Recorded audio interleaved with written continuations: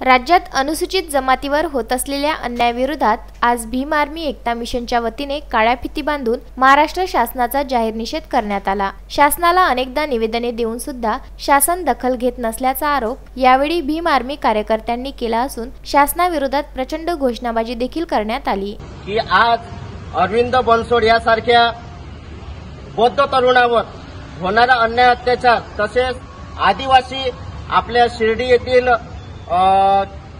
किशोर शेजवड यासारख्या तरुण बौद्ध तरुणावर होणारा अन्याय अत्याचार याच्यावर रोख देण्यासाठी आम्ही आज काळ्या कलरची फीत बांधून व वेशभूषा धारण करून शासन हे जे कुंभकर्णासारखं झोपलेलं आहे त्या कुंभकर्णाला आम्ही महाराष्ट्रातून पूर्ण भीम आर्मी तर्फे पूर्ण भारतामध्ये भीम आर्मी एकता मिशनच्या तर्फे वारंवार निवेदन देतो आहे।